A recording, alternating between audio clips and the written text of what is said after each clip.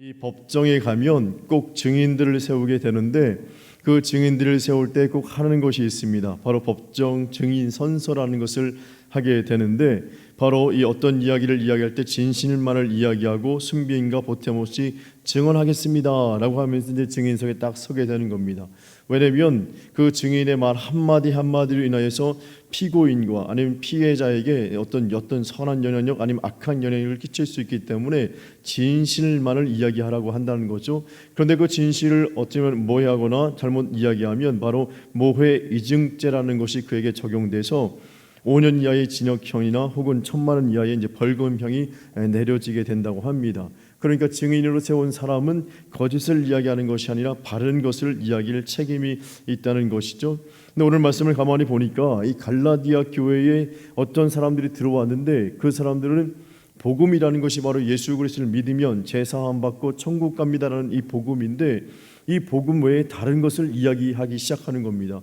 예수님을 말하지 아니하고 십자가를 말하지 않는 가운데 구원의 길이 있다라고 이야기하는 거예요. 그러니까 어떻게 보면 뭐로 해도 어떻게 되면 서울로 가면 되는 것 아니냐 그렇게 이야기하는 것처럼 예수님 없이도 십자가 없이도 구원받을 수 있어 라고 이야기하는 사람들이 막 나타나기 시작한다는 것이죠.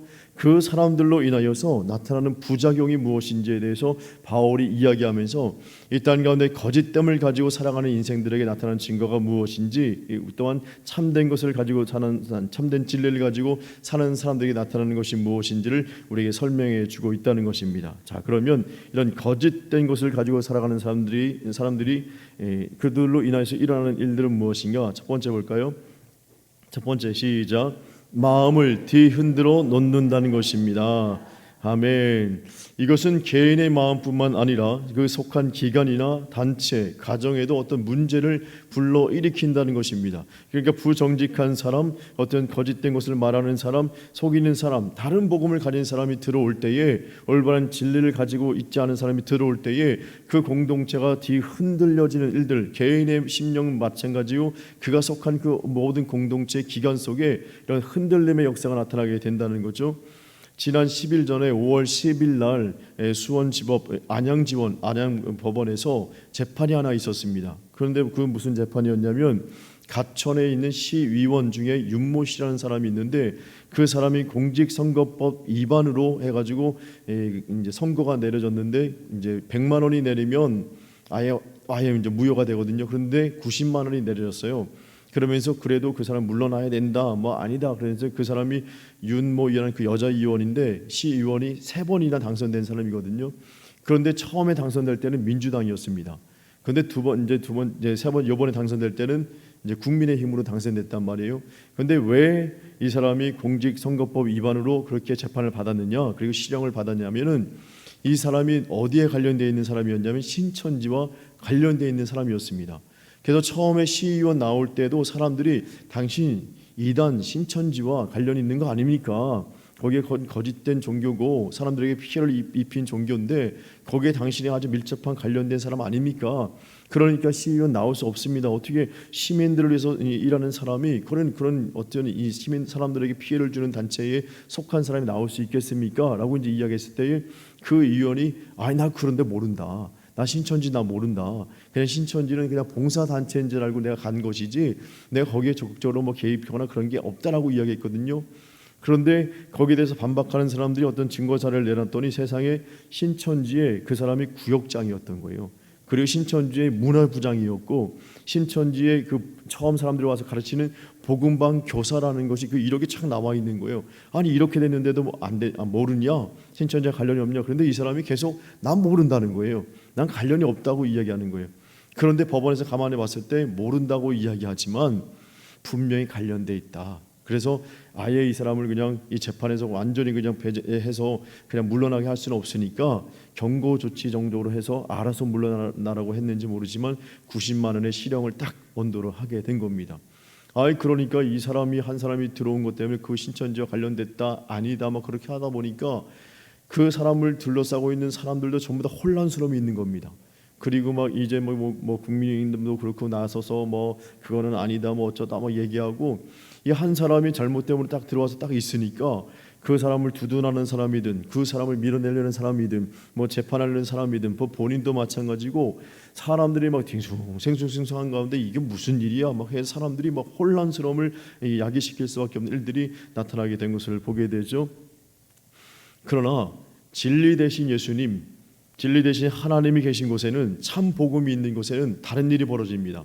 혼란스러움이 있는 것이 아니라 평화로움과 잔잔함이 주어지게 되는 것이죠. 이 땅에 참된 평화로움과 평온함을 주시는 분이 바로 예수님인 줄로 믿습니다. 참된 복음을 가진 사람에게 그런 일들이 나타나게 되죠. 말씀을 네 군데 볼 텐데 한번 천천히 한번 읽어보겠습니다. 누가복음 2장 14절 말씀 우리 한번 읽어볼까요? 시작.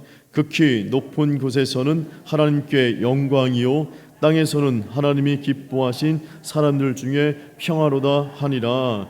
욥기 26장 12절. 그는 능력으로 바다를 잔잔하게 하시며 지혜로, 다음에 시편 107편 29절. 강풍을 고요하게 하사 물결도 잔잔하게 하시는도다. 마가복음 4장 39절 시작. 예수께서 깨어 바람을 꾸짖으시며 바다더러 이르시되 잠잠하라 고요하라 하시니 바람이 그치고 아주 잔잔하여 지더라. 아멘. 이것은 곧 바람이 잔잔해지고 바다가 잔잔해진 자연 현상만 의미하는 것이 아닌 것을 전부 다 알고 계시죠? 한 인생이, 한 사람에게 예수님이 들어오게 되면 그 인생 중에 이런 풍랑과 같은 일들이 잔잔하게 되는 놀라운 역사가 나타나게 되는 줄로 믿습니다. 평온치 못하고 혼란스러운 삶을 살던 인생이 이 예수 그리스도가 쑥 들어오고 예수 그리스도를 믿는 그 순간에 평온한 인생으로 바뀌어지는 것이 바로 예수 그리스도를 믿는 사람들이 나타나는 능력인 줄로 믿습니다. 인생의 혼란스러움과 무질서가 사라지면서 이 평화로움과 질서가 잡히는 것이 바로 예수 그리스도의 능력인 것입니다. 참된 복음의 진리를 가지고 있는 그 사람들에게 이런 선한 역사가 나타나게 된 줄로 믿습니다. 아멘. 자, 이런 거짓된 복음, 다른 복음을 가진 사람으로 인해서 어떤 일이 벌어지냐면 두 번째, 시작. 저주와 가까워진다는 것입니다. 아멘. 결국은 예수 그리스도를 말하지 않고 하나님을 말하지 않고 십자가를 말하지 않는 다른 복음은 그 결국은 바로 생명의 길이 아니라는 것입니다. 저주의 길, 사망의 길, 죽음의 길로 이 사람들이 나아가게 된다는 것을 우리는 너무너무 잘 알고 있습니다. 왜냐하면 다른 복음, 그것은 바로 죽음이지만 진정한 복음, 진짜 복음 대신 예수님은 바로 생명이기 때문인 것이죠. 말씀을 세 군데 찾아볼 텐데 요한복음 11장 25절 말씀 시작. 예수께서 이르시되 나는 부활이요 생명이니 나를 믿는 자는 죽어도 살겠고, 예수께서 이르시되 내가 곧 길이요 진리요 생명이니 나로 말미암지 않고는 아버지께로 올 자가 없느니라. 아멘. 요한일서 시작. 그가 우리에게 약속하신 것은 이것이니 곧 영원한 생명이니라. 할렐루야. 예수님 없이는 생명을 논할 수가 없는 것입니다. 예수는 곧 생명이 되는 것이죠. 예수님의 십자가 곧 생명되는 것입니다. 그런데 다른 복음을 가지고 나온 사람들이 아무리 생명을 이야기할지라도 그 속에 예수님이 계시지 않고 십자가 없기 때문에 결국 그 사람들은 생명이 아니라 사망이 될 수밖에 없는 것이고, 사망이라는 것은 바로 저주가 될 수밖에 없다는 것을 우리 너무너무 잘 알고 있는 것이죠. 그러나 진정한 복음 대신 예수님이 계시는 그 인생 속에는 진정한 생명의 역사가 나타나게 되는 줄로 믿습니다. 생명이 있잖아요. 누리는 게 많습니다. 죽어 있으면 맛있는 것, 즐거운 것, 행복한 것 누리지 못합니다. 그것을 경험하지 못합니다. 근데 살아 있으면, 생명이 있으면 따스한 봄날도 느낄 수 있고, 아름다운 꽃도 바라볼 수 있고, 아름다운 꽃 향내도 맡을 수 있고, 맛있는 음식도 먹을 수 있고, 생명이 있으면 이 땅 가운데 누릴 것이 무궁무진한 것입니다. 우리 나중에 6월 6일 날 또 야유회도 갈 수 있잖아요. 살아 있으니까 가는 거지 죽으면 못 간다니까요. 살아 있으면 누릴 것이 많고, 살아 있으면 또한 그것을 경험할 것이 많고, 살아 있으면 감사할 일들이 무궁무진한 것이 바로 예수 그리스도의 참된 복음을 가진 자의 특권인 줄로 믿습니다. 아멘. 자, 그러면 또 다른 복음을 가진 사람으로 인해서 나타나는 것은 세 번째, 시작. 하나님을 차선으로 사람을 우선이라고 말합니다. 아멘. 이 다른 복음을 가진 사람들의 궁극적인 그 결말은 무엇이냐, 추구하는 것은 무엇이냐, 결국 사람을 따르라는 것입니다. 우리는 이 기독교는 교회는 누구를 따르라고 이야기하냐면 예수님을 따르십시오. 하나님을 따르십시오. 성령님을 의지하십시오. 그래서 예수님이 참된 제자가 되십시오. 예수님이 계시고 하나님이 계신 천국 가셔야 됩니다라고 이야기하지 사람을 따르라고 절대 이야기하지 않거든요. 그런데 다른 복음을 이야기하는 사람들은 하나님을 따르라라고 이야기하는 듯 하고 예수님을 따르라라고 이야기하는 듯 하면서 나를 따르라라고 이야기하는 겁니다. 나를 추앙하고 나를 높이고 나를 바라봐라라고 이야기하는 것이 바로 이 다른 복음을 가진 자들의 모습이라고 이야기하고 있는 것입니다.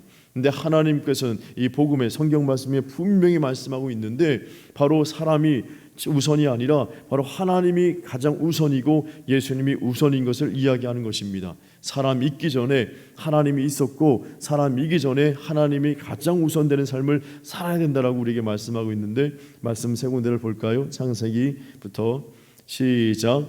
태초에 하나님이 천지를 창조하시니라. 레위기 17장 26절 시작.